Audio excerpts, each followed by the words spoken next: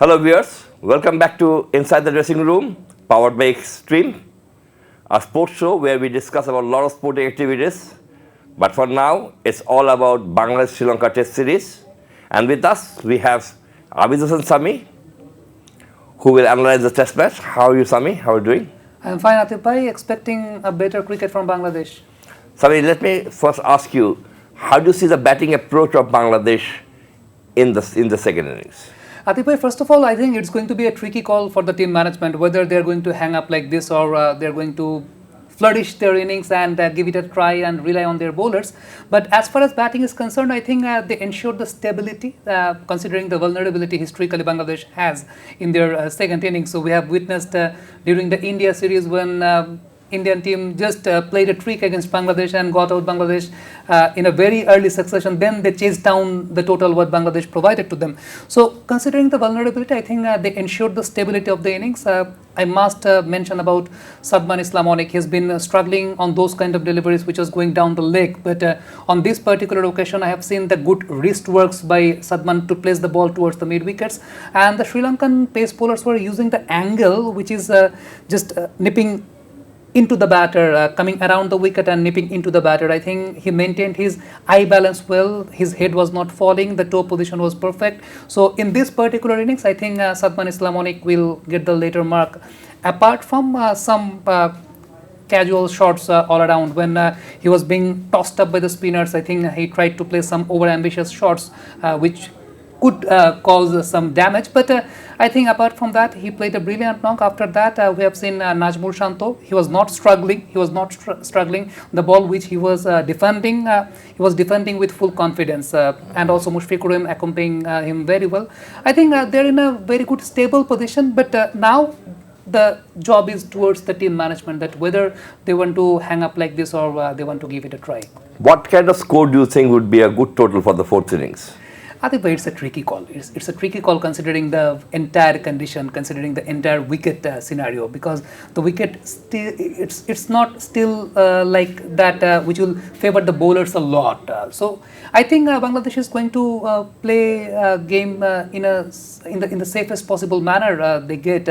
In fact, you have to consider about the workload impact on the bowlers, whether the bowlers are ready to take up the charge for the fourth innings or not. So you have to consider lots of things. I think the team management is going to be patient and they will go to purchase a draw from it.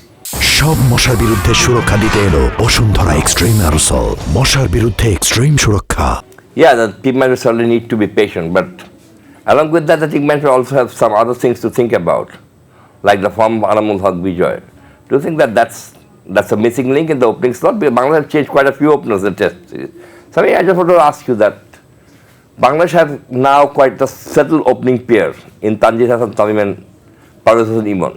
But that is not the case with test. I mean, they tried different options. If you see the recent past, they've tried Sadman Hossain with Joy. Yeah. They've tried Sadman Hossain with Jakir. They've tried Joy with Jakir. They've tried Joy with Anamul, and all this, a lot of combinations came up. So I just want to know that, do you feel that Anamul, despite scoring so many runs, whenever he's coming back into the international scene, he doesn't seem to be good enough to fit in the race? I think it has been a matter of concern since last 2 to 3 years, since Tamim Iqbal gave up his role for the test match cricket, the opening pair.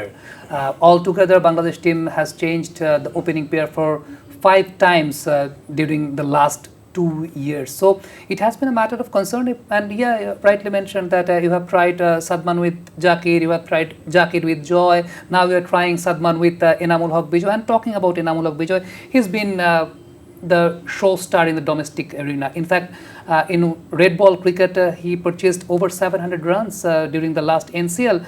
So the selectors were right to pick him up, but it's up to Anamul Haq to transfer the particular form which he's been carrying from the NCL or the DPL, that to transfer that into the international arena.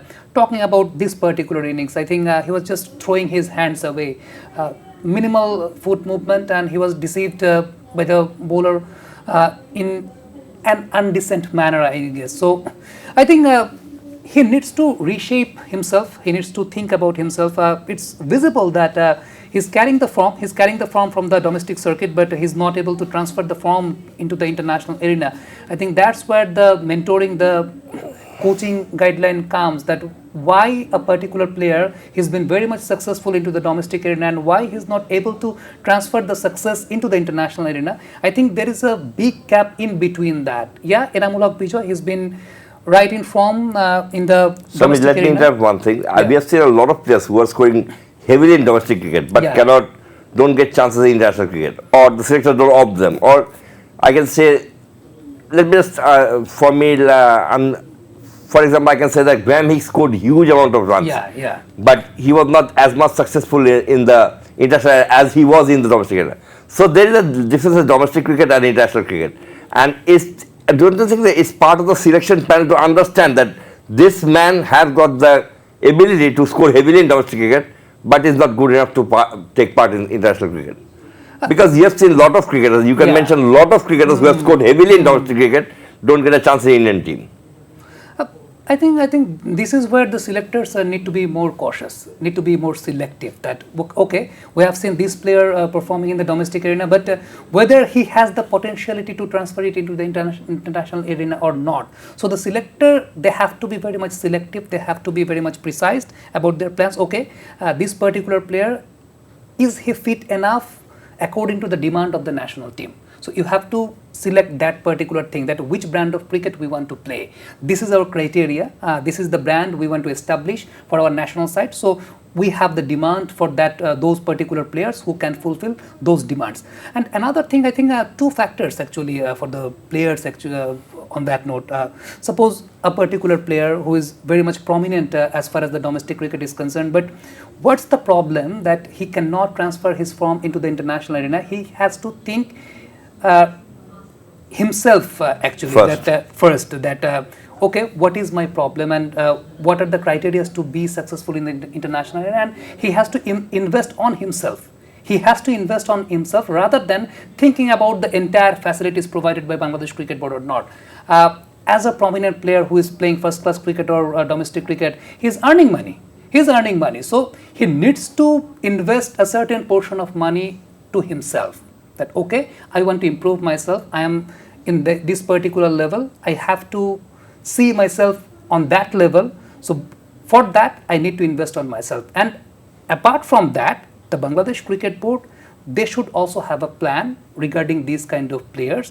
There should be a certain bridge in between the domestic cricket and the national team. I'm talking about the emerging side, I'm talking about the A teams. I think the entire practice module, the entire practice schedule, it's not, we have seen the Bangladesh Tigers program once in a blue moon in a year. I think that procedure should continue all the year round to reshape these kind of players. That what is the problem? These players are performing well in the domestic circuit, but international level, it's not everyone's cup of tea. So we have to prepare those players who are performing in the domestic circuit through these kind of development projects. Exactly, but I think that someone did the investment in the right manner, and that is none other than Nayeem Hasan. He probably did his investment on the right manner. How do you see Naeem's 5 wicket first time in the foreign soil?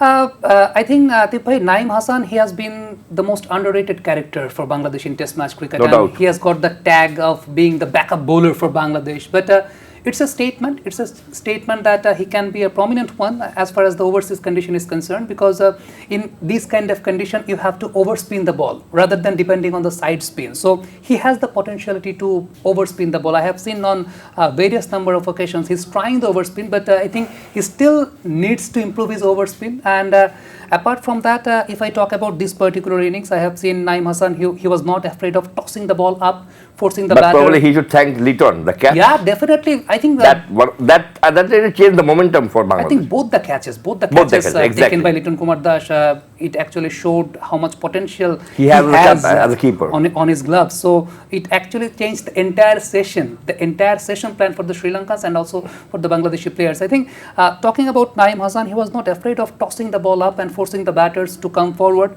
and also he was forcing the batter to root back sometimes, and he was just deceiving the batter by the deviation.